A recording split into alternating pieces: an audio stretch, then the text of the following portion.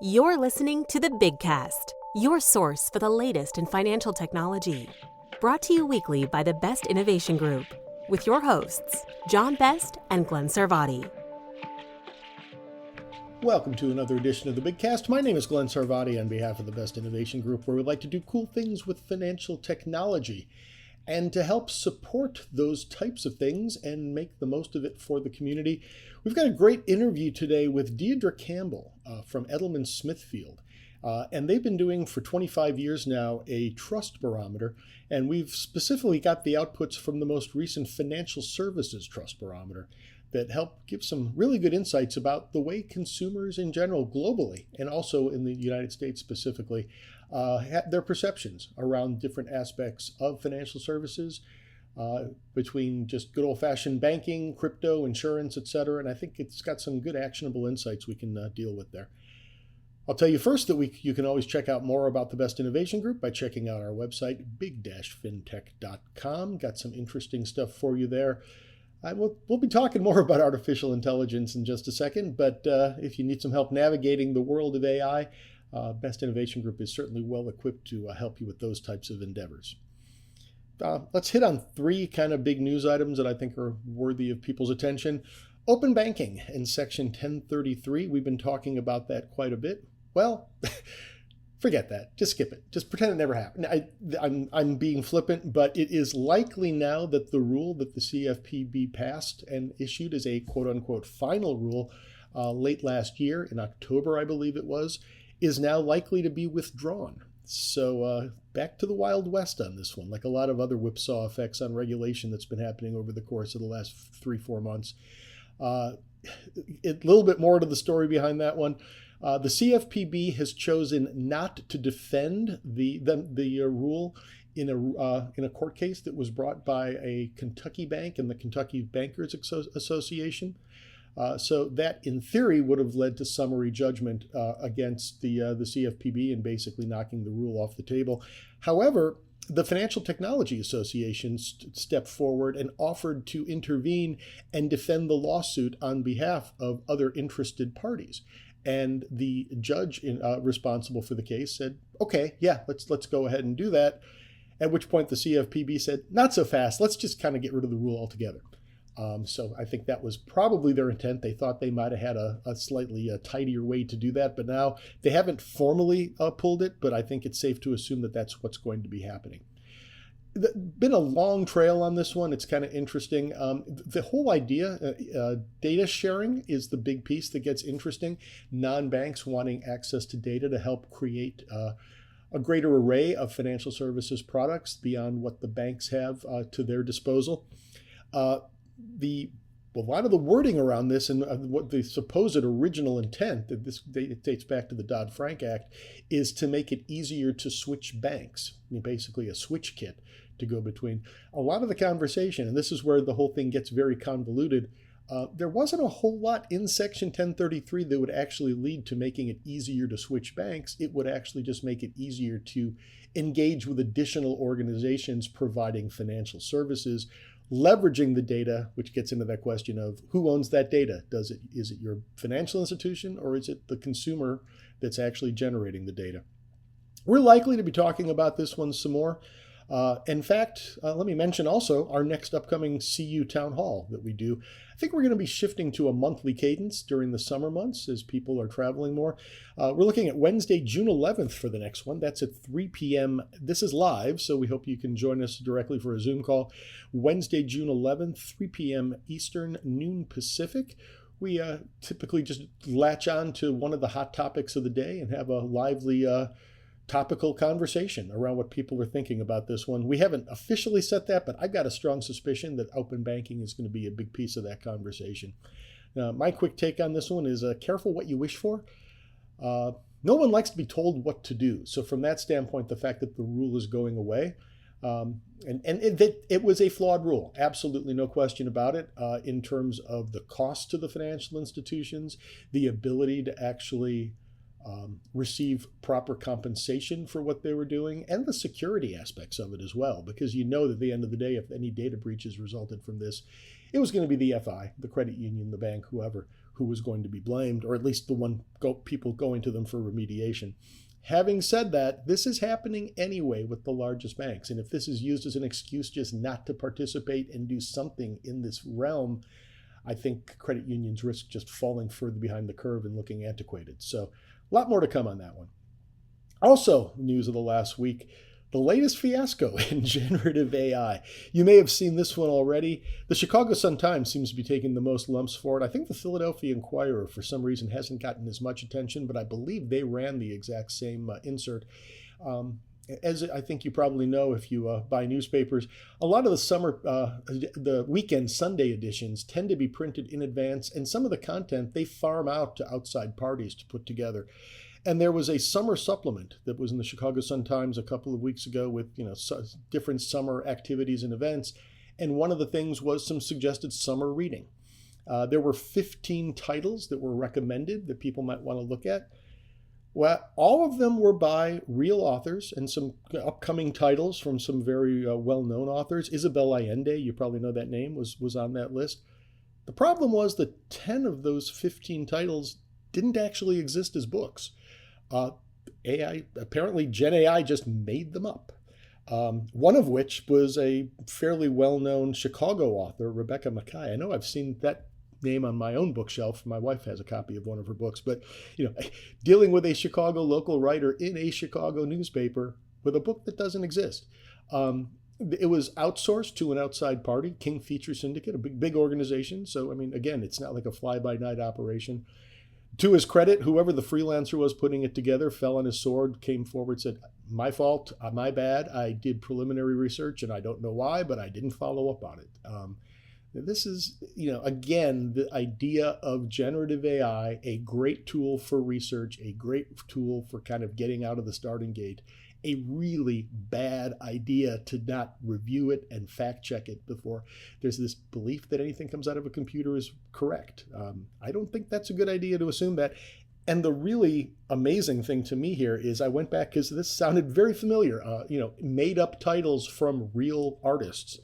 I'm going to post a link to a podcast we did exactly 2 years ago, as a matter of fact, May of 2023, with a friend of mine, a freelance writer, former journalist in the professional field, with big name newspapers, working on a piece around, well, I won't go into, I'll let you listen to it, but looking for songs related to the supply chain curve and the supply chain industry. And Gen AI offered one up by a real artist. No such song. He, luckily, because he's a good journalist, caught this in advance and never ran it. But when he told me about it, I said, okay, we gotta talk some more about this. Supposedly, that's one of the challenges that we've talked about. But again, it's been on the table for over 2 years. This podcast is 2 years old, that AI was designed to sound authoritative, whether or not it had real definitive answers. I thought that had been taken care of. Apparently not. So anyway, you might find, we'll post a link both to the story about this most recent kerfuffle as well as the earlier episode that we did. Speaking of kerfuffles and speaking of total irrationality and hallucinations, if you want to call it that, the Illinois Interchange Fee Prohibition Act. We've been talking about that quite a bit as well. I cannot believe that we have reached the point that the effective date of that rule, and we'll post a link again so you can catch up on the details around this. In short, it requires that any transactions in the state of Illinois with Illinois-based merchants are not allowed to charge interchange on any card transactions for the tax and gratuity portions. Now, anybody who knows anything about the card process knows that is not an easy process, and it is certainly not something that can be executed overnight. That law goes into effect July 1st. It's been hopping around. It was actually passed about 14 months ago, as part of the budget process in Illinois. I think everybody kind of assumed cooler heads would prevail and they'd figure out that this just wasn't practical, rational, implementable, anything along, choose your word. There have been court cases, and it has been actually, injunctive relief has been provided in some cases, but not all. Guess what? One of the cases that is not provided, credit unions. because the way the Credit Union Act reads compared to the Banking Act, apparently the judge decided that there was no reason for injunctive relief. That means that any credit card or credit union issued card will now need to be able to rebate any interchange that's charged, because the networks are not set to do this at this point, for gratuities, so obviously restaurants, but any kind of taxes, and particularly state taxes. And this, the petroleum industry was one of the drivers behind this. That's a big factor for them. Gas taxes are a relatively high piece of the overall price. Our friend Mike Lawson at CU Broadcast just did an update with the Illinois Credit Union League's Libby Calderon and Ashley Sharp, who have been all over this. I'll post a link to that one as well. As I'm recording this, and you'll hear in that interview that Mike did, the Illinois legislature is going on recess pretty much, I think, about 5 hours after I record this. There is still hope that maybe at a minimum they will issue kind of an extension for an effective date on this law. Watch this space, check our show notes. I'll update as if and when anything further happens on this one. It ain't going away, and it ain't just for Illinois, because this applies to anybody's credit cards that are used in the state of Illinois. Again, it's been exempted for national banks. So ironically, something that, supposedly was supposed to help merchants is actually disadvantaging smaller banks and letting off the hook the bigger banks. Also, ironically, Illinois state chartered banks are not exempted yet either. So the Illinois legislature actually just gave an advantage to out-of-state banks. Isn't that interesting? Take a look. Interesting thing, something you need to be watching. And obviously we've got, the clock is ticking, but we'll be following up before July 1. With that, let's jump into our main event, my conversation on the newly issued report from Edelman Smithfield and Deidre Campbell. I'm here with Deidre Campbell, the Managing Director of Financial Services for Edelman Smithfield. Deidre, we spoke, I think it was early this year, when the latest Edelman Trust Barometer kind of writ large came out. You've been doing this, I think this is the 25th anniversary, and at the time, fascinating stuff already, but we talked about getting back together when you had the specific, the sector-specific financial services data. And lo and behold, that's out now. So I appreciate you taking the time to do a deeper dive on this. Absolutely. Thanks for having me. So let's kind of cut to the chase. I mean, this audience is primarily interested in the U.S. and North America. One of the key takeaways here is the financial services sector for the U.S. as well as Canada gained in the level of trust, which is obviously a key intangible asset for people in the financial services industry, and moved back into the trusted category after spending a little bit of time in the wilderness, not distrusted, but kind of in that neutral territory for a while. Do I have that right? That's absolutely right. Financial services was up globally 2 points, even though the sector still ranks toward the lower end of the 17 sectors that we survey, but we'll take those 2 points increase.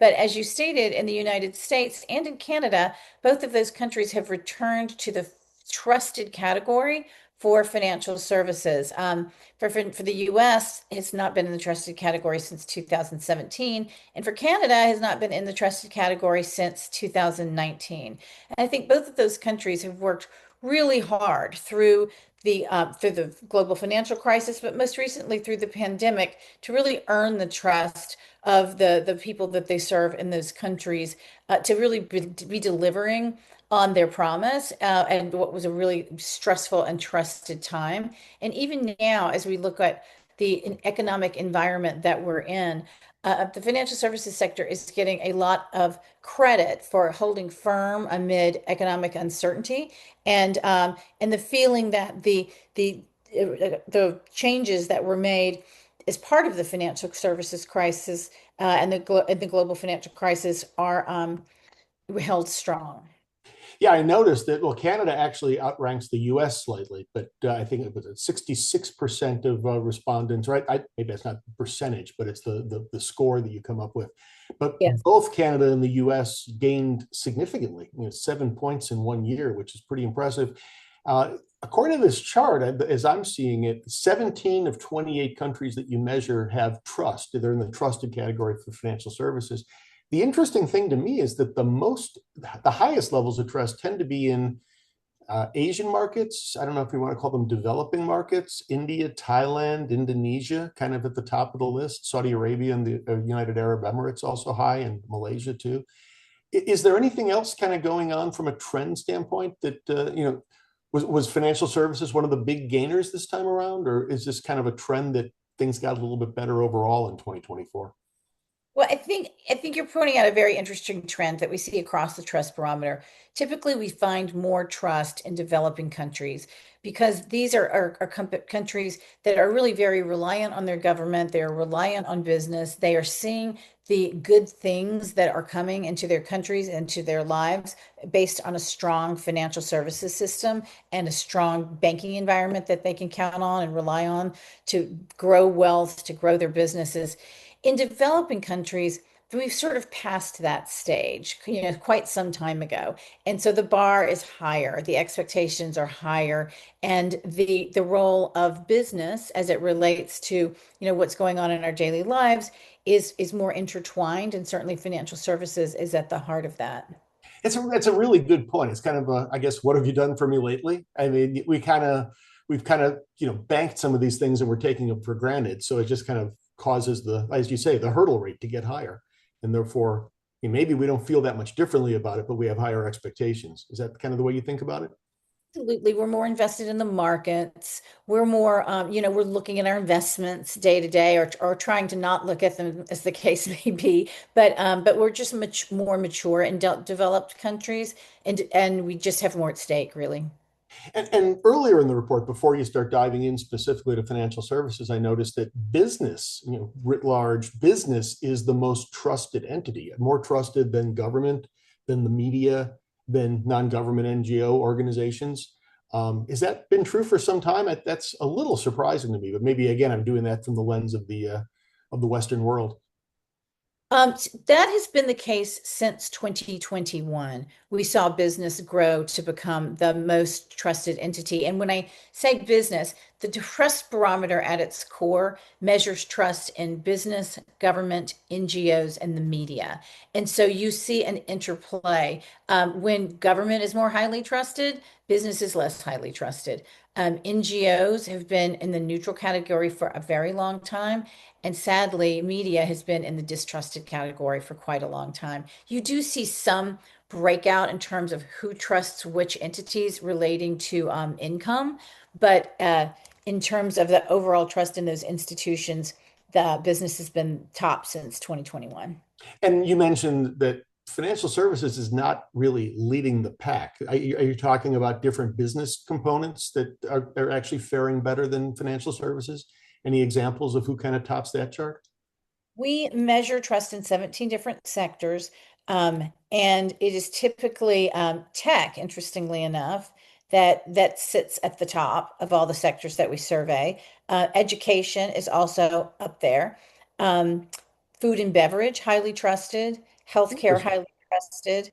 Hotels and manufacturing, and then you start to see a dip getting into airlines, automotive, and telecommunications. Wow, and that's very, and it's also interesting the tech's at the top because some of the other research that I've done myself and that I've seen is when tech and financial services intersect, people do still tend to have a bit more trust in the traditional players as opposed to turning over their financial services to the tech side of the shop. So, I mean, it's kind of an There interesting matrix about how that comes together.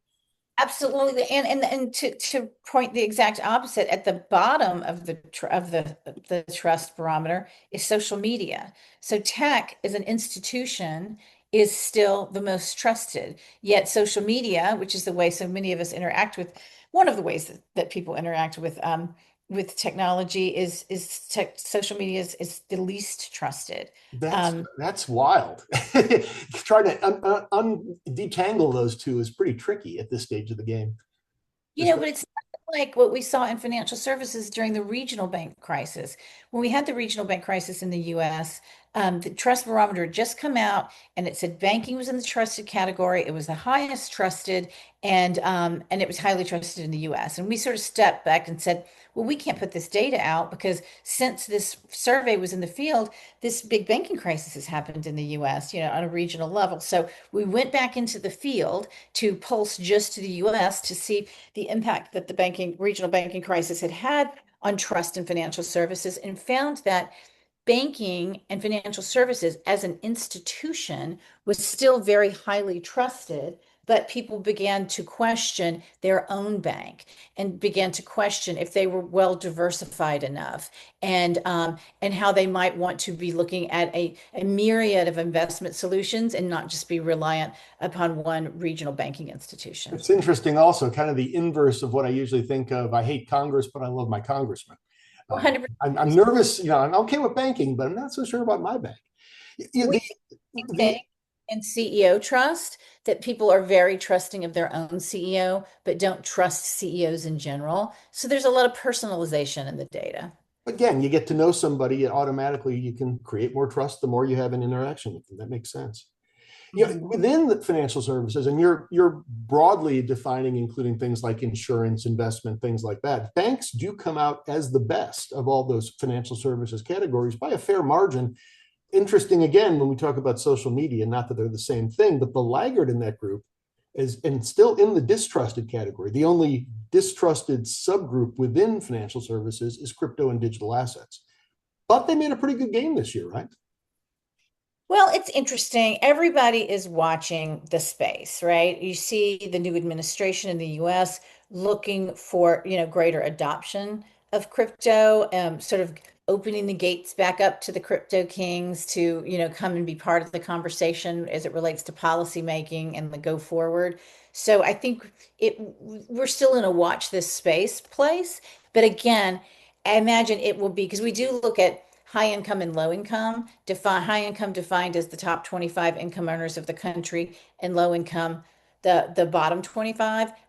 It will be interesting to see if those groups relate differently to their trust in crypto. But we do see a difference between developing and developed countries. Developing countries look to crypto as an alternative form of currency, and often have, grabbed onto it in moments of crisis. So while the US is still very skeptical, and scandals are still in the headline every day. Yeah, I just clicked through to that slide. It's fascinating that I'd come toward the bottom in terms of the least trust, I should say, in terms of the U.S. and crypto. And as you say, Nigeria topping the list, China, Indonesia. So yeah, it's places where an alternative to any kind of a traditional or an underdeveloped banking system seems to kind of be in the mix. Absolutely. Yeah, But before we leave this notion of 10-year trends, I did want to point out that banking has increased 15 points over the last 10 years, which is outpaces every other subsector by half, twice as much. So, banking has been on a really strong, solid march into this trusted category. now, not to throw cold water on that, that's probably coming off of a little bit of a low watermark after the financial crisis and some of the aftermath of that, right? We probably are measuring it from a bottom. 100%. But they've outpaced, that being said, they've outpaced insurance in terms of gains, and financial advisory and investment management in terms of gains. So they started at the bottom, but they charged back strongly. And as we said, the banking sector within financial services is the most trusted according to the metrics too. You touched on this a little bit already, but there are within the overall population a pretty significant split between the trust levels for high low income. Is that something that we're seeing in other sectors as well, or is that unique to financial services? It's really not. It's a 12-point divide between high income and low income.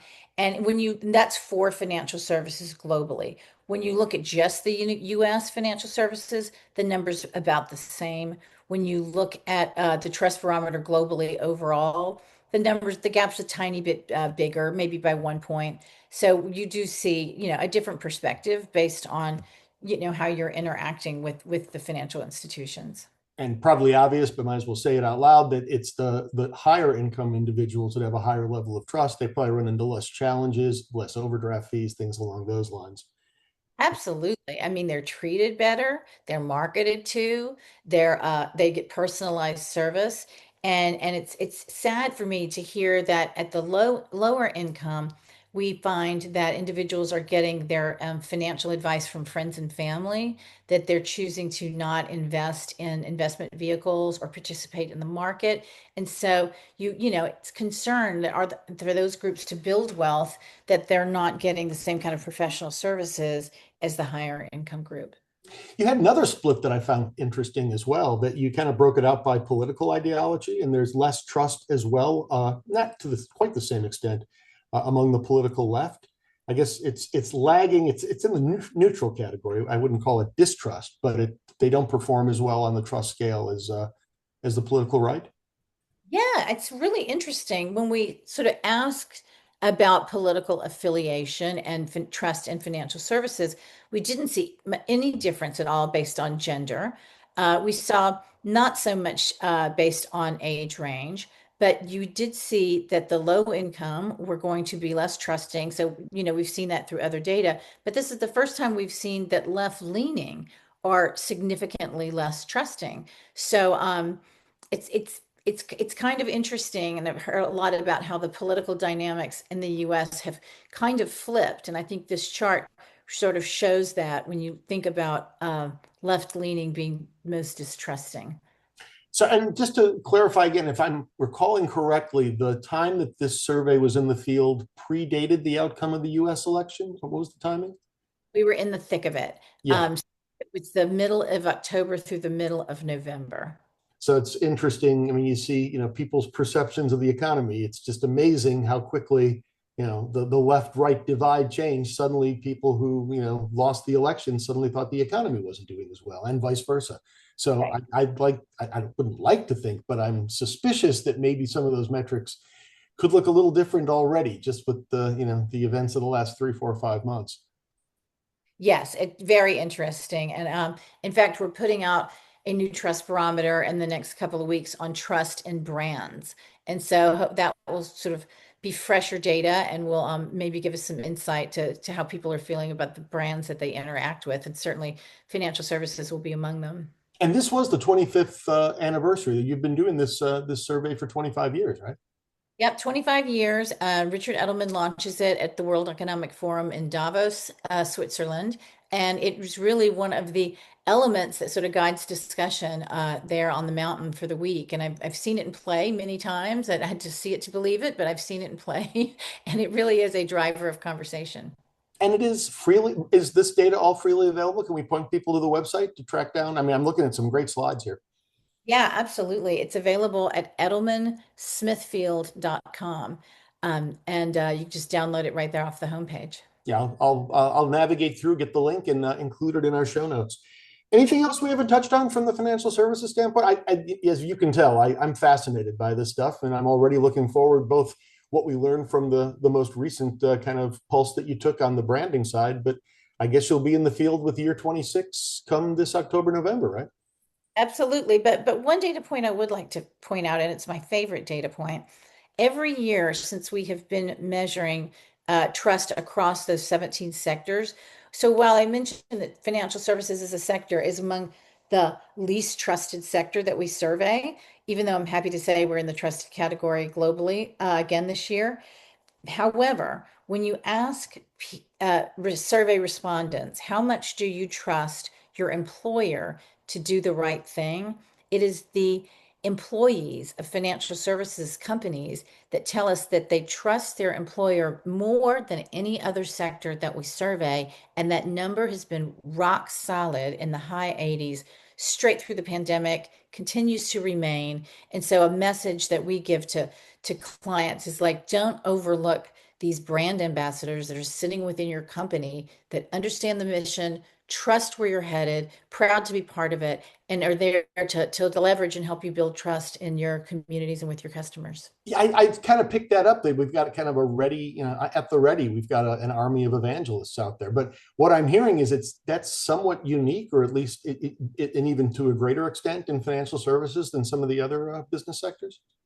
Absolutely. And financial services has remained number one in what we call employer trust for the last at least 10 years. That is fascinating. And that's definitely something that I think can be leveraged. Deidre Campbell, it's been a pleasure. If people want to find out more, what's the other than the website, best way to reach out? Are you active on LinkedIn, or what's the best place to find you? I'll be active on LinkedIn. I look forward to reposting your podcast. Wonderful. Deidre Campbell, the Managing Director of Financial Services for Edelman Smithfield. Thanks a lot. Thank you, Glenn. Depending on where you track things down, different research will tell you different things. And I love this stuff. It's a good solid base of a large population that they're looking at. They've been doing it over time, so it's great to compare it. And it's not done just from a financial services lens. I wish we had a little more detail around credit unions specifically, or a split between large and small banks, but I can quibble with those details, but the bottom line is there's a real chunk of great information that I think we can act on here and understand. And one of the great takeaways, which we talked about in the last interview with Deidre, which I'll post a link to as well, is we've got a wonderful group standing at the ready of evangelists for both financial services in general, but the credit union space in general. It basically is, as they found, the employees of financial institutions are among their greatest champions.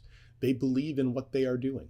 So if we can activate that, and I believe that if you look at that's probably even more true at credit unions than it is at other types of financial institutions. I don't have the data right now to back that up. I think that some studies, if they haven't been done, they probably ought to be. But there's something we can work on there, I think, to really advance our message. We have some other data along those lines we'll be touching on in the near future around the way people perceive individual types of institutions. I thought the crypto piece was interesting, that it's still the least trusted, but gaining fast. So I think that'll be another one that we should be watching for. But we've got some other data that we'll be sharing with you in the very near future. So we hope you check in again. We usually have new content here every Tuesday at the Bigcast. You can find us wherever you pick up your podcast. I'm not sure where you're hearing us, but wherever you are, you should be able to click through and find all the show notes that I mentioned to get more information on the things we talked about. You can always go directly to the Best Innovation Group website, big-fintech.com. Find us on the Media tab, and you can click through for an archive of past episodes as well. And while you're there, check out some of the other things that are going on at the Best Innovation Group. And as I mentioned before, the CU Town Hall. You can check out cutownhall.com. You can ask for an invitation. It is free to join, but you do need to register in advance. You can also listen to replays of past episodes. They run about an hour, and bring your thinking cap. We encourage people to chime in. Usually a nice little robust conversation going on in the chat window as well, but people also unmute and join in on the conversation. We've usually got a group of 4 or 5 people having a healthy conversation, and hopefully more as their opinions become known. With that, always thank you for listening, and please do check in again. As I say, we've got lots of great new content coming up on the Bigcast over the next couple of weeks. Have a great weekend. Check back each week for the latest from the Bigcast. Or better yet, we hope you'll consider subscribing for free via Spotify, Stitcher, Apple, or wherever you get your podcasts. If you have questions or comments, we'd love to hear from you. Tweet us at Big Fintech, email info@big-fintech.com, or visit us at big-fintech.com and click on the Media tab, where you can post a comment or check out our archive of hundreds of past episodes. See you next week.